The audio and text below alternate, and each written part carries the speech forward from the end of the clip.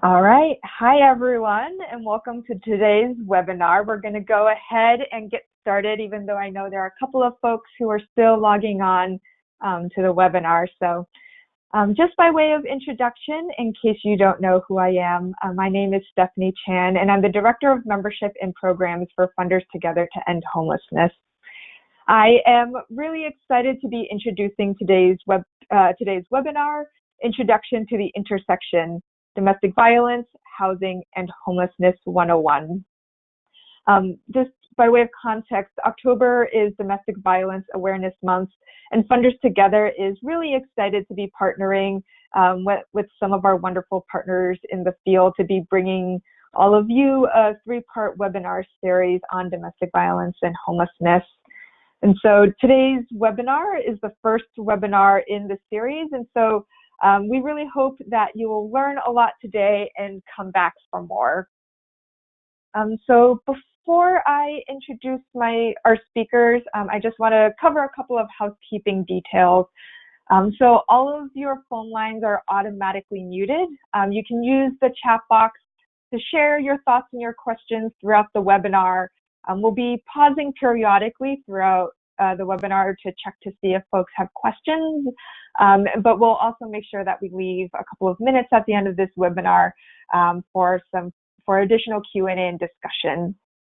Additionally, if you would like to ask your question verbally, or if you have if there's a lot of nuance to your question, feel free to let us know that you'd like to ask your question verbally, and we would be more than happy to unmute you so that you can ask our speakers directly.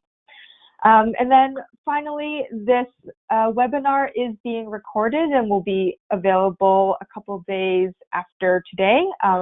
And our webinar recordings are available to full members of Funders Together.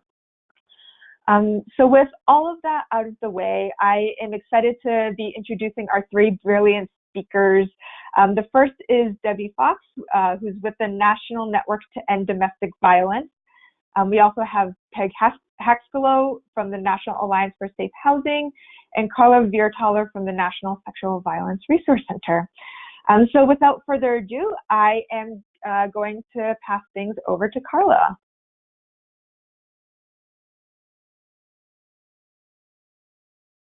Okay. Hello, everyone. We had agreed that we would show our videos so you all could see our faces and connect with you a little bit more. But I am on my phone, so I look a little weird because there was a lot of extra noise in my office. So that is a little bit of an explanation. So I'm going to talk a little bit, next slide, please, Stephanie, about sort of how our group sort of got together. And we are all members, including others, of the Domestic Violence and Housing Technical Assistance Consortium. We have a wonderful website, Safe Housing Partnerships, that offer all of these wonderful resources. And we really try to talk a lot about how victim service providers and housing providers can work together to seamlessly find a range of housing solutions for survivors of sexual violence and domestic violence, and sort of help all of those providers figure out the best way to do that within federal laws, regulations, and policies. Next slide, please. So we are an interesting consortium. We have 6 member programs that are service providers, advocacy organizations, and then we are funded by 5 federal partners. So we are funded through the Family Violence Prevention and Services Program through the Department of Health and Human Services, the Office of Violence Against Women out of the Department of Justice, the Office of Victims of Crime, also through the Department of Justice, the Office of Special Needs Assistance Programs, through HUD, and then finally the U.S. Interagency Council on Homelessness. So those are our partners who sort of connect with us about the work that they're doing and the folks that they are funding. And then the technical assistance providers are the National Alliance for Safe Housing, which Peg is from, and we'll talk to you a little bit about. Collaborative Solutions Incorporated, which does a lot of work around homelessness and housing with HUD. the National Network to End Domestic Violence, which Debbie will talk a little bit more about, the National Resource Center on Domestic Violence, and then the National Sexual Violence Resource Center, where I am from, and then the Corporation for Supportive Housing. So those are our partners and our funders, just to get an idea of the wide range of folks that are involved in our consortium. And I will say we were founded in 2015, and I don't think anybody really expected as many partners and as many funders as there were. This is kind of a unprecedented partnership between the federal funders, but it really has added to the depth and breadth of the work that we are able to do around domestic violence, sexual violence, and housing and homelessness. Next slide, please. And I will let Peg talk a little bit about NASH. Thanks, Carla. Hi, everybody. My name is Peg Haskalow, and I'm the CEO of NASH, the National Alliance for Safe Housing. Our mission is to ensure access to safe housing for survivors of domestic violence and sexual assault through improved access, increased resources, and innovative solutions. And our vision is to create a world where safe housing is a right shared by everyone. So we partner with a number of other project partners through our work, including with the TA partners of the consortium, and we're very excited to be here. Thanks. I will turn it over next to Debbie.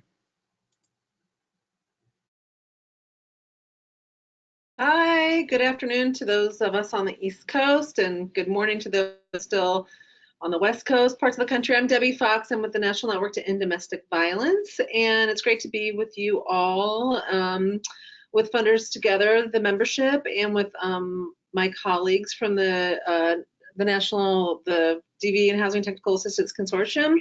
A little bit about NADV. We are a membership organization of all the state domestic violence coalitions across the country and also in the territories. So we work on a lot of policy issues around social change issues to address issues that impact survivors in our membership. So a big piece of our work, and we'll get into a little bit more, is we're always hearing from our membership that housing is one of the #1 issues from survivors. So we created a program that's part of the consortium to address housing issues called the Collaborative Approach to Safe Housing for Survivors, to provide training and technical assistance around these issues. And then also we have another team that's at NADV that works on safety related issues it's called the Safety Net Project. And so they address a lot of issues around privacy and data privacy and how that intersects with survivors, because that comes a lot in terms of ensuring survivors have access to services, social services, and access to be engaged in their communities in technology and social media platforms. So I'm glad to be here, and I'll be chatting with you more in a little bit.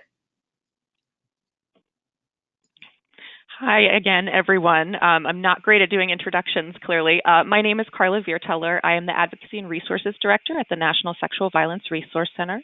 We were founded in 2000 as a project of the Pennsylvania Coalition Against Rape by the Centers for Disease Control and Prevention to provide training and technical assistance around all things related to sexual violence, and then also to those funded to do work around the rape prevention education programs that the CDC funds.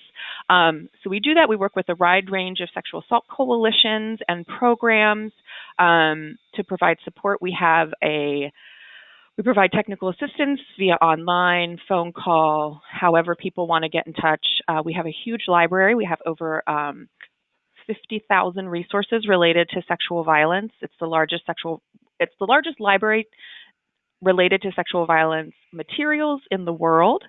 And as we grew, we started getting a lot of different forms of funding and doing lots of work around prevention and then other topics related to sexual violence. So we're very excited to be here and part of the consortium. So what is the work that the consortium does? I think we talked a little bit about the website. The website is a wealth of information. We try to talk about policies, link to policies, and then create resources on how to interpret policy. When the consortium was founded, one of the first things they worked on was a national needs assessment, and they heard from over 2,000 respondents, both in the housing field and victim service field, on housing issues for survivors. And that report is also on the website.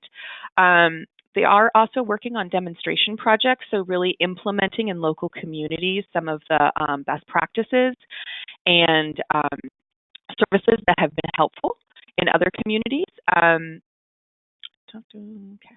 And then also the website, also like NSCRC, they have a website where you can reach out for technical assistance help as needed on anything related to violence and housing. We will be hosting the first National Safe Housing Conference in 2020, which is going to be very, very exciting, with lots of tracks related to housing, homelessness, domestic violence, sexual violence, highlighting programs that are doing amazing work, really learning more about the issues. So we would love to have you join us there. Recently, NSCRC was not always a member of the consortium. We were added last year, so we really started thinking specifically around sexual violence and housing. And we'll talk a little bit more about that later on, as housing has not always been seen as a need connected to experiencing sexual violence. And then we also, all the work that we do, we try to do through a racial equity lens, keeping in mind that all forms of oppression, especially racism, hugely impact survivors and hugely impact housing needs in many different ways. So it's something we always try to keep in the forefront of our mind when we're doing this work. Next slide. So why focus on housing? We have found and we have heard from survivors that it is so key to their well-being and to their ability to heal from relationship violence, and also to stay safe from violence of many kinds. I always like to think of Maslow's hierarchy of needs. You know, we can't really talk about healing and creating safe spaces if we don't have food, water, and shelter. So housing is so important to folks. And we don't really talk about the ways that housing impacts survivors outside of that emergency short-term needs, because people need safe housing throughout their lives. And unfortunately, a lot of our programs do not address those needs. Next slide. So we want to share a little bit about common language as we use different terms throughout this conversation. I'm not going to read them to you, but we do know that homelessness is the extreme end of a continuum of housing instability. Sexual violence, how we determine it, is it's a wide range of sexual contact or behavior without the consent of multiple survivors or a single survivor. It can include things that are against the law and include things that are not against the law, and it's really how a person experiencing those acts or words that will impact them in different ways. So certainly catcalling could be one of them, or child molestation. I mean, it really runs the gamut. When we talk about domestic violence, we're talking about a pattern of abusive behavior in any relationship by one partner or partners to maintain power over another. And there can be multiple types of domestic violence. There can be physical, there can be sexual violence, emotional, economic, psychological actions or threats that influence the other person. Next slide. And then we talk a lot about safe housing.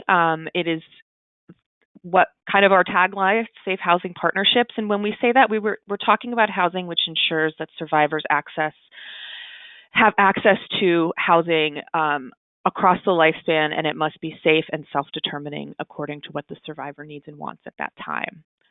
Continuums of care are funded by HUD, and they are a regional or local planning body that coordinates housing and services funded for homeless families and individuals. And we know that there are over 400 continuums of care, or COCs, across the country that are sort of coordinating this housing work. And then finally, we talk a lot about coordinated community responses, which can go by different names in different communities. I know in the sexual assault field, we talk about sexual assault response teams, or SARTs. And it's just a multidisciplinary group of community partners who are all invested in serving survivors, both of sexual violence or domestic violence, and ensuring that all the people are at the table to help make sure the needs of survivors are met. So it's sort of the proactive approach to service provision, so that it's holistic and meets the survivor's needs seamlessly throughout their process of being involved in victim services or with law enforcement. So I think that is it. We do want to pause. I know I'm talking fast. I apologize. To see if there's any questions from anyone on the phone. And you could type them in to the message box. Yeah, so it doesn't look like there are any questions right now, but as we continue, folks, please feel free to type in questions at any point, and we will pause again momentarily.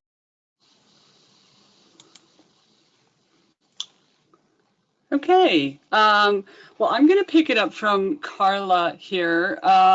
Whoops, I think, Stephanie, we need to go back one slide. We're going to talk, oh no, I was wrong, sorry. We're going to talk a little bit about the intersections of domestic and sexual violence and housing instability in the US to give you some data so that you understand the depth of the problem.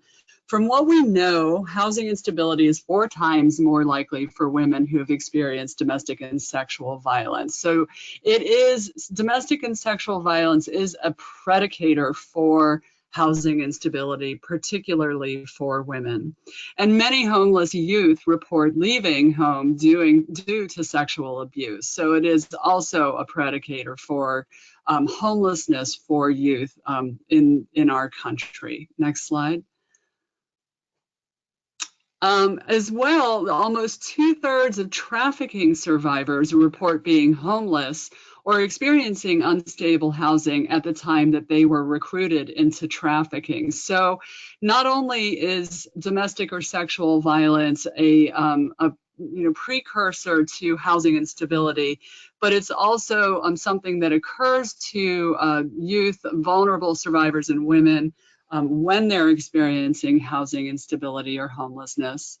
And then finally, 1 in 4 homeless women cite domestic violence as a major contributor to their homelessness. And that is on the low side. We've seen studies anywhere from 20% to 80% of homeless women who report domestic violence as a contributor to their homelessness. So this is a pretty loaded intersection between these two issues. Next slide. As well, as it being loaded between domestic violence and homelessness, there is a huge impact at the intersection of race and homelessness. The Center for Social Innovation recently did a study through their SPARK project, supporting partnerships for anti-racist communities, where they wanted to understand racial inequities in homelessness. And what they found was that people of color overwhelmingly experienced homelessness at a higher rate than they are represented in the general population of the US.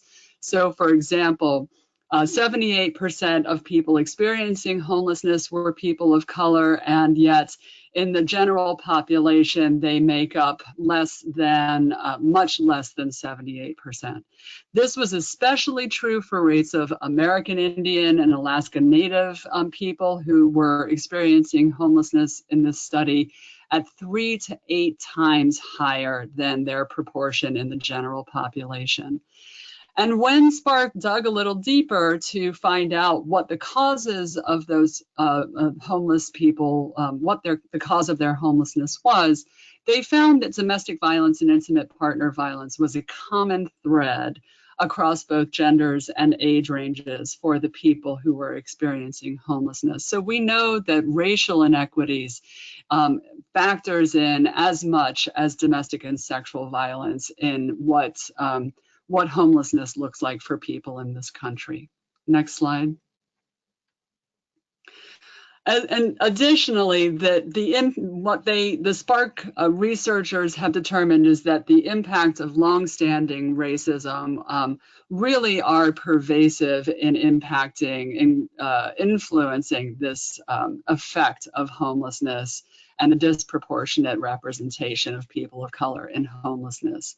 When they collected 175 oral histories from people of color who had experienced homelessness, they found that they weren't homeless necessarily because of a lack of financial resources, but more as a result of fragile social networks that were marked by a lack of financial capital and a lack of emotional support. So Spark called this something that they refer to as network impoverishment, meaning that it's not just that an individual or a family is experiencing poverty and or homelessness, but that their entire network functions in an impoverished state and puts them at risk for housing instability and homelessness. Next slide. So as we're suggesting, this is a complicated entanglement between domestic and sexual violence and housing and homelessness and racial disparity. For survivors, housing is a huge consideration in deciding what they're going to do about the abuse or violence that they may have experienced in their homes. And escaping it for many survivors may mean losing their housing or their income or their inability to keep their housing if their abuser leaves. So for survivors, for instance, getting a restraining order and having their abusers ordered out of their home doesn't necessarily mean that they won't become homeless, because if they lose their abuser's income and they can't continue to pay the rent, they now face housing instability as a result of the actions of that abuser. Additionally, sexual violence survivors could live in unsafe situations. So they might have violent landlords or neighbors and subsequently feel unsafe in their housing situation after an assault. So housing instability isn't just an issue of survivors of domestic violence, but also very much of survivors of sexual violence. In fact, sexual violence can severely disrupt survivors' lives over the lifespan and increase the likelihood of future job loss and homelessness because of the trauma that is incurred from sexual violence. And finally, a lot of survivors just might stay in abusive situations in order to keep their housing. I've heard survivors say to me, it's the devil you know versus the devil you don't, right? That they feel like they know how to cope with abuse in their own home rather than facing homelessness or living on the streets, especially if they have children. So it's a really complicated situation for survivors. Next slide, please. And then finally, past experience with domestic and sexual violence or polyvictimization. So in other words, survivors who have experienced more than one kind of abuse or violence can significantly contribute to chronic homelessness. And when we talk about chronic homelessness, we're talking about multiple instances of homelessness for survivors within the space of a year or a couple of years. So those who can't get into stable housing and remain in stable housing.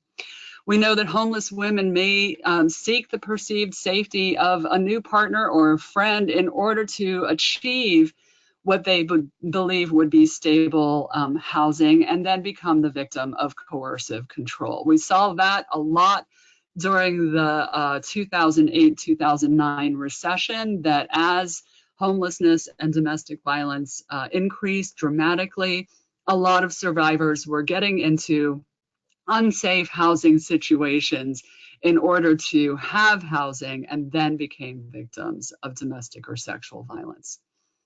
Survivors who can't maintain their housing are often vulnerable to re-abuse.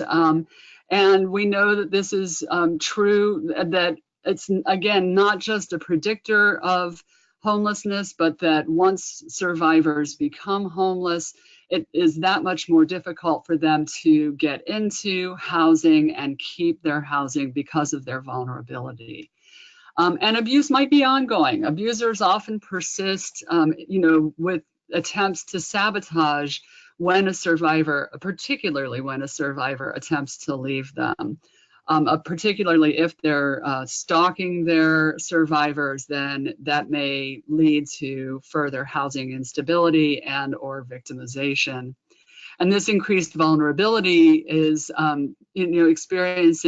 it causes survivors to experience additional trauma if they're living on the streets or in unstable situations.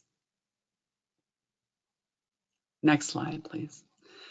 And now layer on top of all of this economic abuse, which we know is a central feature of domestic violence that so many abusers use to keep control over their survivors. So that looks generally one of three ways.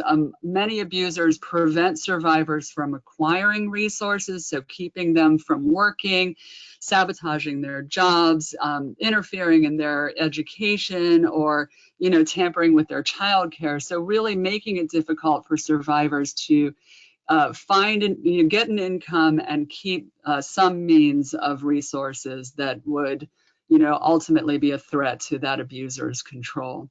Abusers might prevent survivors from using the resources that they have by withholding bank account information, denying access to money, or disabling their car, so keeping them from being able to get to their jobs and causing employment instability.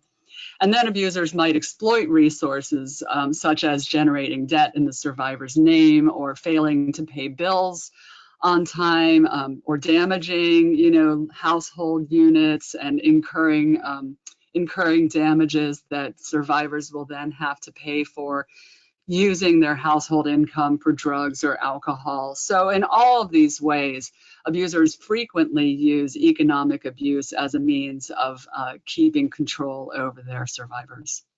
Next slide. And then there are, of course, another whole host of intersectional issues having to do with domestic and sexual violence in housing. So we've mentioned the trauma impact a little bit, the ongoing legal issues. So if survivors are pursuing child custody, if they're pursuing divorce, or even if they're just pursuing legal protections, that can often be time consuming and traumatizing and make it difficult to maintain stable housing. A lot of survivors fear child custody disputes or being reported for deportations or immigration concerns, particularly if they aren't documented. Then that might keep them from being able to become safe and maintain their housing. Survivors are often isolated from social supports. They may face stalking.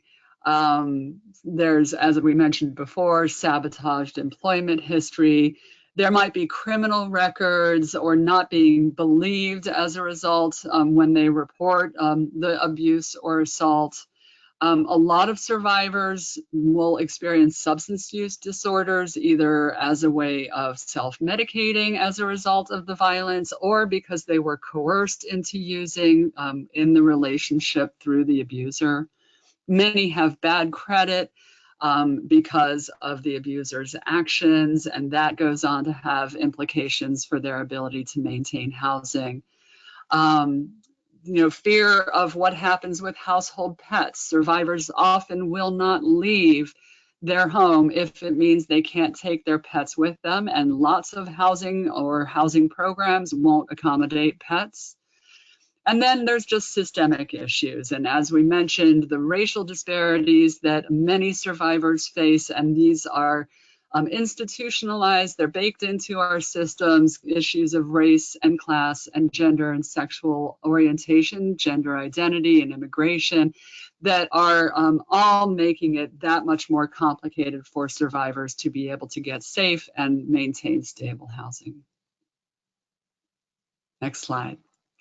So what are the barriers to accessing affordable housing? So I'm going to dig into some of these specific barriers for permanent affordable housing.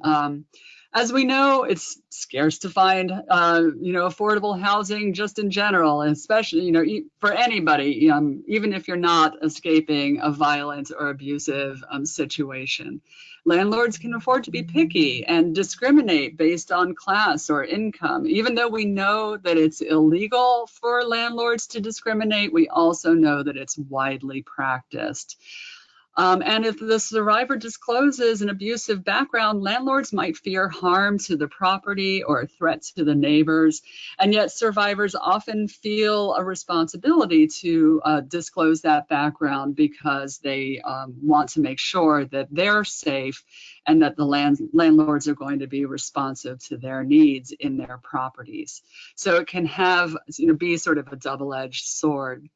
And then landlords often perpetrate or perpetuate violence or coercion on survivors. So again, if they perceive that survivors are vulnerable, they may use that to their own advantage. Next slide.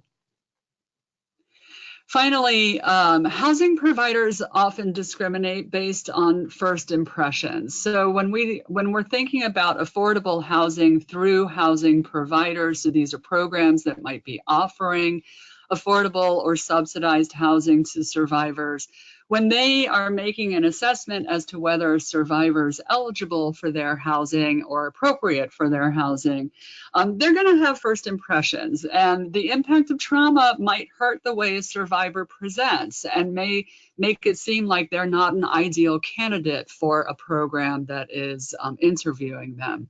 Children that are accompanying a parent may display trauma-related behavior, acting out or behaving badly, or just based on the household makeup, housing programs may decide that they can't accommodate a large family or an unusually configured family. So for instance, if the survivor is an aging, like a youth, 18 years old, and may have young children, but may also have a parent with them, a lot of programs won't accommodate those kinds of makeups. There's also discrimination, as we've mentioned before, on race, ethnicity, national identity, sexual orientation, gender identity, religion. This is, as we mentioned, specifically true for Native Americans and Alaska Native survivors, that they face exponential barriers to being able to access housing programs if there are housing programs available to them. And then finally, nuisance ordinances, which you may not or may be familiar with, but these are statutes that are being put into place in local communities that are putting the responsibility for maintaining law and order on the shoulders of landlords and property managers. So these landlords are being charged with evicting people who may have a high degree of police calls or urgent emergency responder calls, which frequently results in high rates of evictions for survivors who may have to call police because of abuse or violence that's happening in their home. So these nuisance ordinances are resulting in discrimination against survivors in their communities. Next slide. And then finally, let's consider background checks and the impact that that has on survivors' ability to access affordable housing, because it does create some significant barriers, particularly if survivors have bad credit, which, as we know, may result from outstanding debt or carrying debt that's often related to the abuser's actions. A lack of or negative rental history. So many times survivors are forced to abandon units in order to be with their abusers, and then those negative rental histories end up being reflected on the survivor.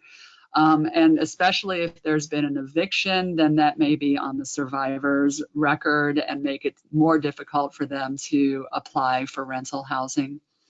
A lack of employment history. Again, we know that economic abuse may make it difficult for survivors to keep a job, get a job, and due to the abuse, isolation or sabotage of the abuser.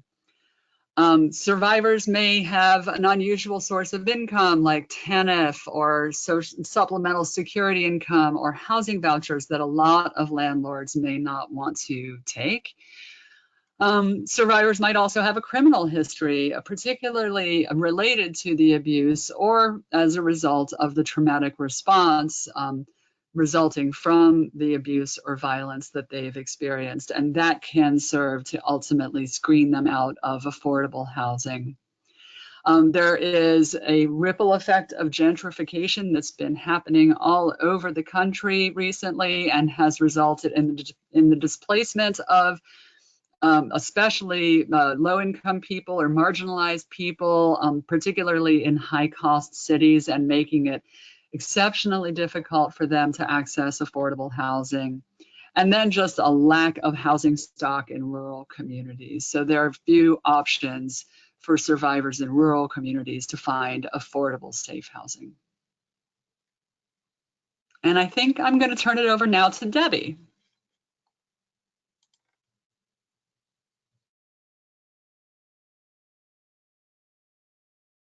Okay, can everybody hear me?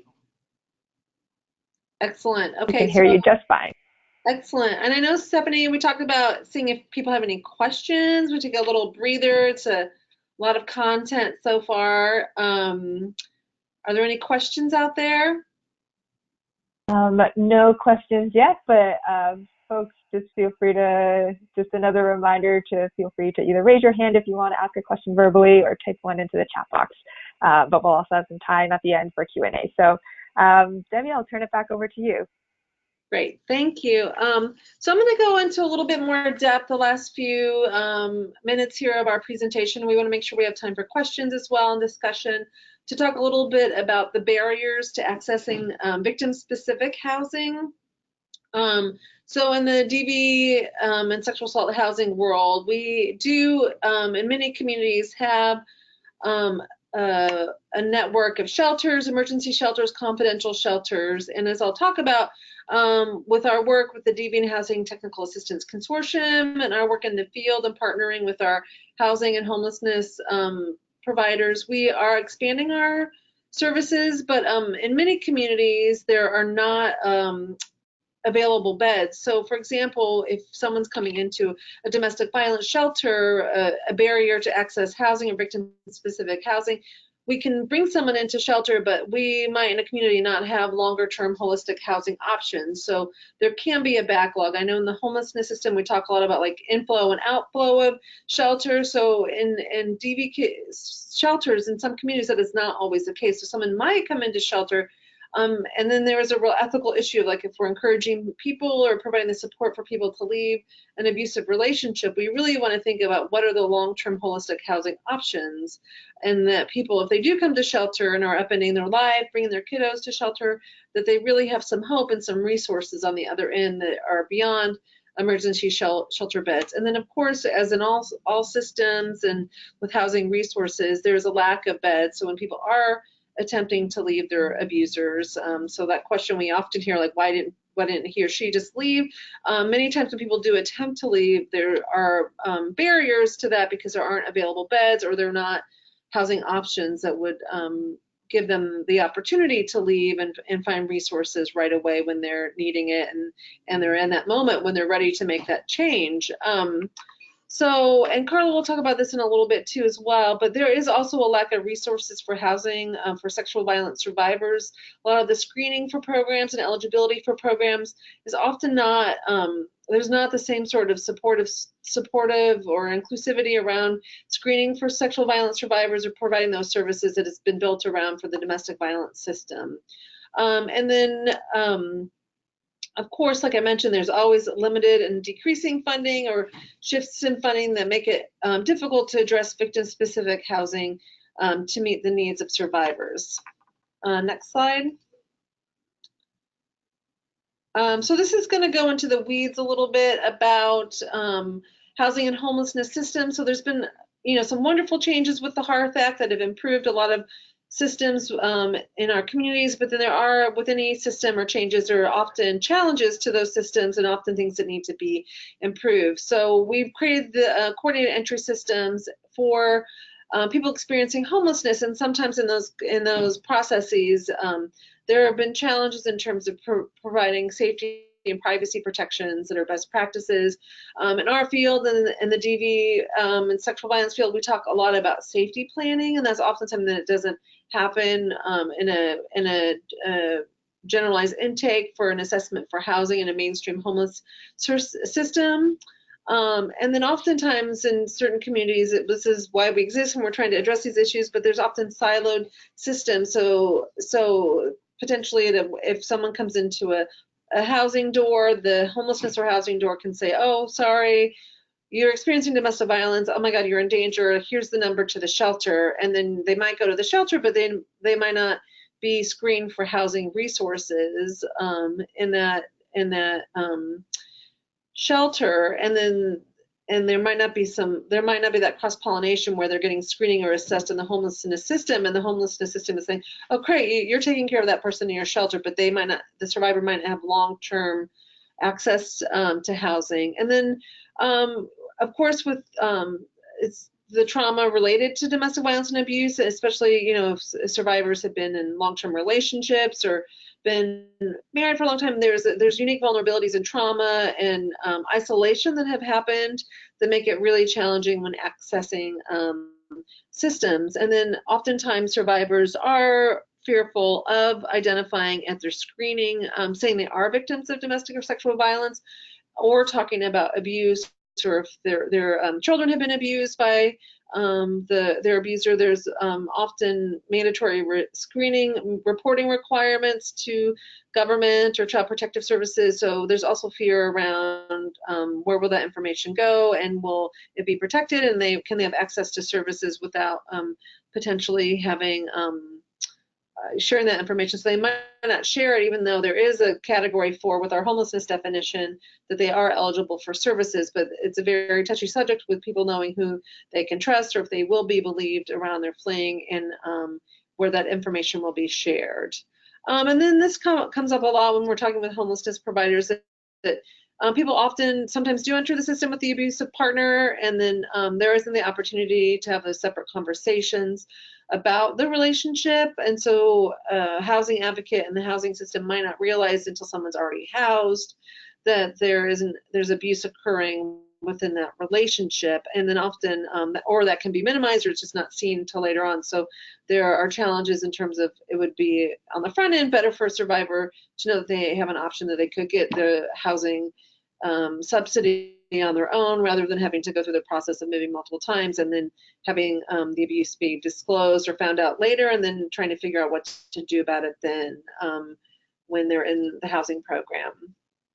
And then of course there's a lot of barriers for maintaining safe housing for survivors. It is something that looks a little different for someone who is a single person, or someone who is living on the streets alone. So with survivors, they can come into a housing program, get housed, but there is often the increased, there's an increase or sometimes an escalation of violence when someone's attempting to leave. And so you have all the layers of homelessness and housing, and barriers that you're facing for being in an unstable situation and all that trauma. But then you also have someone who's specifically trying to sabotage your life, which is very unique, because you might be trying to get ahead in life and making those goals happen, and then you have someone who's trying to undermine that as it's happening. And then I've worked with survivors many times in programs where you've gotten somebody housed and they needed to be housed again and again. So that sometimes can be a challenge for programs who might not be understanding of the dynamics of domestic violence. That might be, there could be victim blaming going on, like why isn't she why is she still talking to him, or why is he still around? But there's often so much coercion that goes on, and threats of violence. And then there's often just requirements of engaging if you have children, and visitation that require victims to be in contact at times with their abuser. So there's a lot of layers that go into that, but the continual sabotage can be very challenging if you've gotten someone housed and they need to be housed again. And then survivors have experienced a ton of isolation. So that can have long-term effects with rebuilding family connections, bonds with children, and there's a lot of unexpected things that can happen when you're in a vulnerable situation, that survivors might not have access to those things when they've are isolated from family and friends. So the work that we're doing in terms of thinking about housing and housing and the intersection of domestic and sexual violence. Like, we're really thinking from shifting our field from the crisis response, which is how we were created in the 70s, really as a crisis response to prevent and end domestic violence and providing shelter, to thinking like from an ethical standpoint, from the work that we do and like the need and the requests from survivors in the field, thinking like, how can we provide long-term resources for survivors, and thinking that, you know, that we have to grow beyond shelter and grow beyond even transitional housing, and thinking about permanent solutions for survivors, and knowing that while they might need periods of safety and confidentiality, that the goal is for survivors to be re-engaged and to break down the isolation that they've experienced in a domestic violence situation, and to provide them long-term housing resources. And similar to the housing field, we, as our work with the consortium, we are educating and training programs and trying to figure out resources and funding to do prevention sort of work and flexible funding sorts of work. Because while you know, our shelters are great programs, but you know, there is a lot to be said, and a lot of research that is out there that there is a lot of trauma that's related to shelter experiences and just having to disrupt your life and not be living in your home. So if there's ways that we can have survivors stay in their home and have safety things placed and pay for things like security or bars on windows or different things like that, where they can stay in their homes rather than having to leave and have all that disruption. We're trying to figure out funding and ways to make that happen. And really, PEG has done a lot of work on this around research on flex funding, and finding that a very little pot of money can go a long way, and just giving someone cash to pay past due bills or arrears or to fix a car so they can go to work. Like, those are things that keep people independent, that are very effective and affordable ways to address someone's crisis without having to go into shelter or homelessness. In terms of providing survivors with resources to avoid homelessness, continuing to think about the homelessness prevention aspect, we have done a lot of work on the federal level with the Violence Against Women Act and working with HUD on their HUD covered housing programs. We have worked to ensure that there are federal laws under federal housing, HUD covered housing programs, that survivors cannot be discriminated against based on their status as a victim or the behaviors of their abuser that have happened in housing.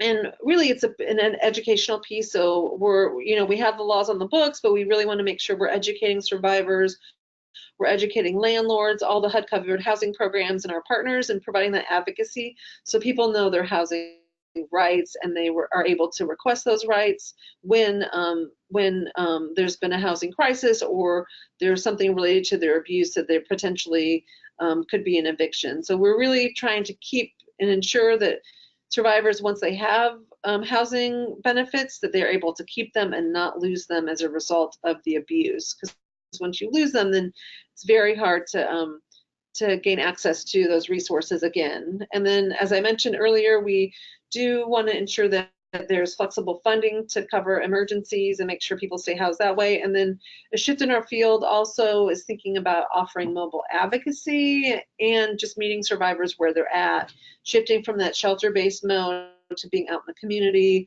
and being where people are and helping them break down that isolation and being in community with folks by providing mobile advocacy.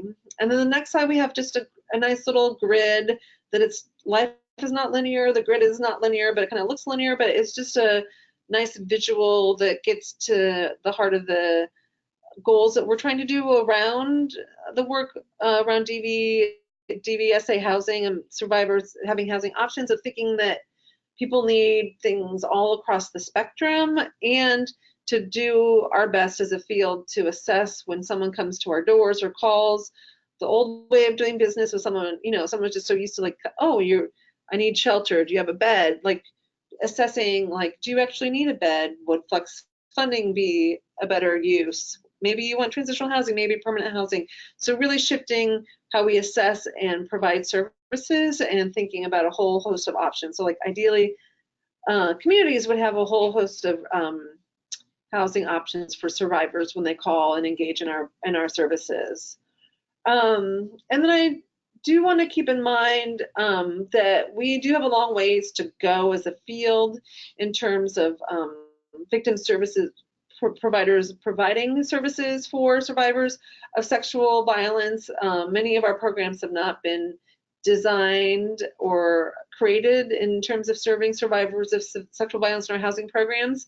And many survivors do not meet the legal definition of fleeing Category 4, and thus they cannot access certain housing supports with the mainstream housing and homelessness system. So it's very critical that we have Carla as part of our consortium and that we're being inclusive around this work. And I just wanted to turn the mic over to Carla to see if you have anything to add in that regard.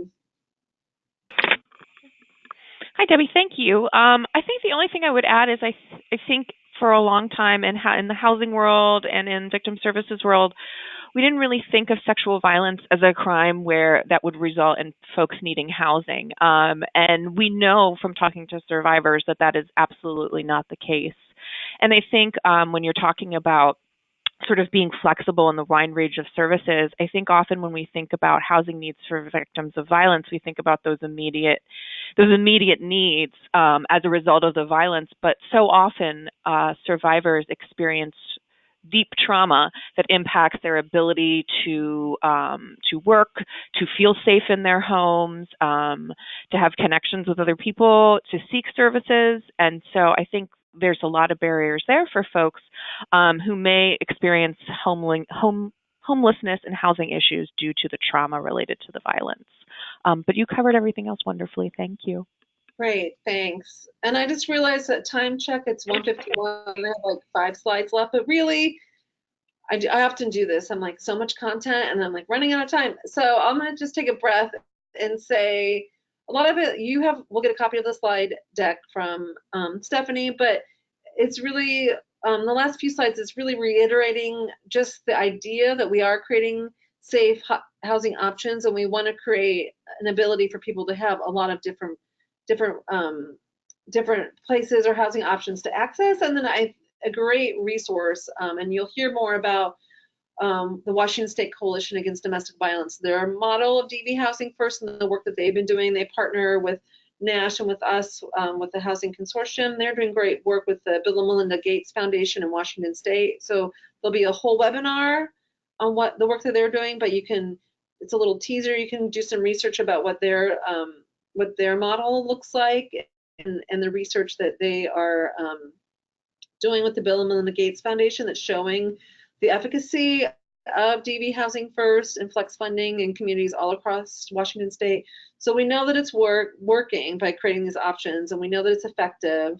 So that's very exciting. And we really are just thinking in terms of future orientation, and the work that we're doing around DV housing and sexual violence housing intervention services is really making sure that our systems, the DV and sexual assault, our field is increasing access, and then also we're working in partnership with the housing and homelessness field to increase access for survivors, but also making sure that we're prioritizing and thinking about them, because it's often families that are the invisible homelessness in our communities, and we don't see them often living on the streets or outdoors. They're often in our shelters or living in cars or doubled up. So just thinking about that population that's more invisible, and then making sure that we are designing systems that are meeting the needs of families and women and those who are vulnerable, who are accessing those resources, and thinking about what are the confidentiality needs and the privacy needs around people who are fleeing or in danger, or who are actively being abused. So in terms of thinking about those partnerships, we just want to make sure that there's accessibility for survivors, and that there's ongoing input and partnership, and that we're working together to address those housing needs. So we can just go to the last slide and then we'll have about 5 minutes for questions. But basically, safe housing for survivors, what our ideal world is, what it would look like is there be flexible funding, financial assistance, being able to be responsive, being able to give survivors what they need immediately when they're asking for assistance, be able to do that mobily, and meeting survivors where they're at, having it be low barrier, minimal program requirements, voluntary services. Survivors engaged how they see fit and what they would like to engage with us in regards to services, and then making sure we're always trauma informed and helping people to heal from their trauma and to be able to be culturally responsive and meet the needs of a variety of different survivors, and give survivors the opportunity to heal and break down the isolation that happened from being in that relationship, and to reconnect with their family, with themselves, with their community. And I think, like Carlos said in the beginning, it is that hierarchy of needs. Like, we're trying to give people shelter and then build the hierarchy of needs where they are being able to be engaged and connected to their community and thriving. So that's the ideal response and our goal with doing this work. And if you all have any questions, we have 5 minutes, which we're trying to leave like 10 or 15, but so it goes. But and then also we are a resource, the consortium, to, if you come up with questions, you're able to contact us, and we provide TA and training as well. So if you ever have any additional questions or hear about things happening in communities that you want us to get engaged with, we're happy to help in those ways as well. All right, I'm done. Yeah, great, thanks. So folks, feel free to type in some questions. I know that there are a couple. So just in the interest of time, I'll maybe just tee up a couple of questions, and we can sort of pick and choose which we want to answer. But we have a question from a participant around whether you could define what mobile advocacy is and looks like. And then as well, I think maybe a parting thought for folks on this webinar, if there's sort of a conversation that funders on this webinar can start having with their local COC or government partners, or if there are certain questions that you would like to see being asked more, what would those be? So I guess those are the two questions. One, give a definition of mobile advocacy, and then two, what are questions and conversations that funders could start having with their partners and with their grantees tomorrow? Those are both great questions. This is Peg. I can take make an attempt to answer the mobile advocacy questions. So this is, as Debbie highlighted, a key element of the DV Housing First model, and it really means meeting survivors out in the community. So getting out of your office as an advocate and going out into the community and meeting survivors where they are, if that's at their home or at their place of work or at a common, public space like a fast food restaurant or a library or something like that. But for many survivors, they are either unable to get to an office, or they're not comfortable to get to an advocate's office. And what we have found in so much of the research that's been done is that when advocates go out into the community and work with survivors in their own context, that they are able to develop a better relationship with survivors, to provide them with assistance sooner, to help them begin safety planning and figuring out how they want to cope with the situations that they're dealing with. So that's really, in a nutshell, what mobile advocacy is about. And I will let Debbie or Carla take the second part of the question.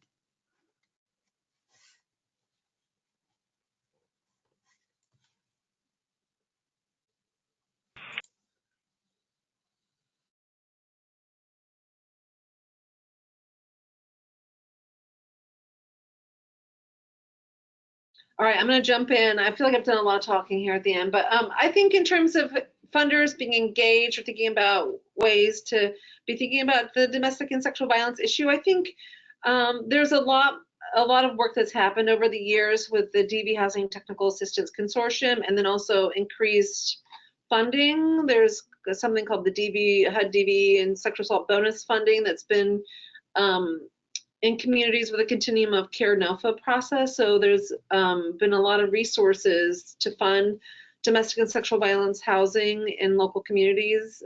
So I think the big question is making sure when we're engaging and working on this issue is making sure that all the community partners are at the table and making sure the domestic and sexual violence providers are at the table, and then also survivors, if they are at a place and want to be engaged. Like, I think we've learned a lot from the homelessness field about having consumer input, but having survivor input as well, and hearing those stories of family homelessness and what survivors are going through when accessing housing systems, I think is really critical. And then I keep plugging in the Washington State Coalition, but thinking about like ways that partnerships that can happen. Like, they've done a phenomenal amount of work with the foundation, and they're like a shining example of really what resources can do and what impact that they can have in survivors' lives, and like what a little amount of resources with like flex funding can make a huge impact. So I think just engaging and building those relationships and making sure everyone's at the table having those conversations. That's exactly what I would say. Debbie, thank you. Hey, excellent. Great. Well, I know that we are at time, so I just want to share that we have 2 other webinars in this series. The next one is next Thursday, and that webinar will look at how public policy can address housing instability for domestic and sexual assault survivors.